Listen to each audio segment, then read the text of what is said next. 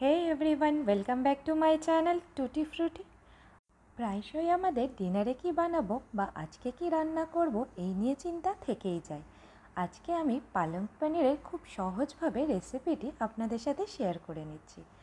এখানে প্রথমে একটা পাত্রে বেশ কিছুটা জল নিয়ে সেটা গরম করতে বসিয়ে দেবো। জলটা হালকা উষ্ণ গরম হয়ে এলে তাতে পালং শাকগুলো দিয়ে প্রায় 2 থেকে 3 মিনিট মতন ফুটিয়ে নিতে হবে। তারপর এই যে বরফ জলের মধ্যে পালং শাকটা কিছুক্ষণ রেখে দিতে হবে।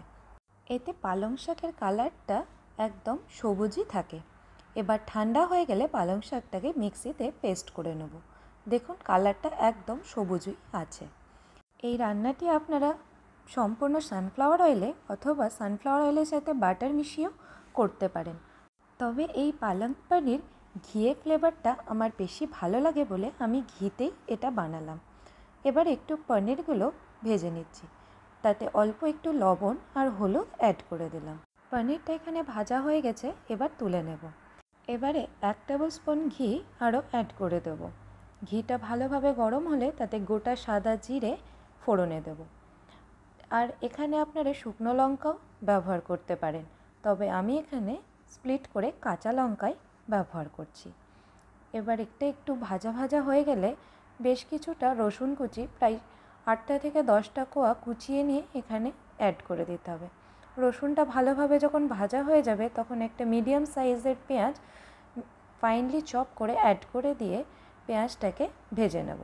পেঁয়াজটা যাতে তাড়াতাড়ি ভাজা হয় তাতে অল্প একটু পরিমাণ লবণ আর হলুদ দিয়ে দেব। পেঁয়াজটা ভাজার সময় তাতে 1/2 টেবিল স্পুন আদার পেস্ট অ্যাড করে দিয়ে পেঁয়াজটাকে খুব ভালো করে ভেজে নেব। পেঁয়াজটা যখন অনেকটাই ভাজা হয়ে আসবে তখন একটা মিডিয়াম সাইজের টমেটো কুচিয়ে নিয়ে পেঁয়াজের মধ্যে অ্যাড করে দেব।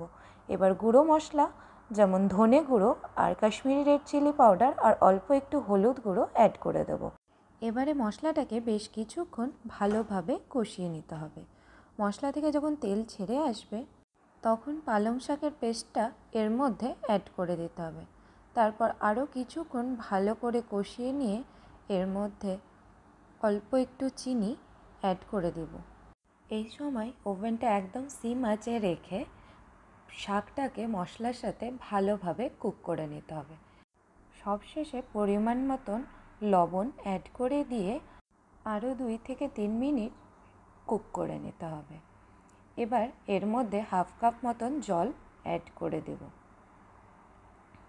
এরপরে সবশেষে ভেজে রাখা পনিরগুলো এই পালং শাকের মধ্যে অ্যাড করে দেব।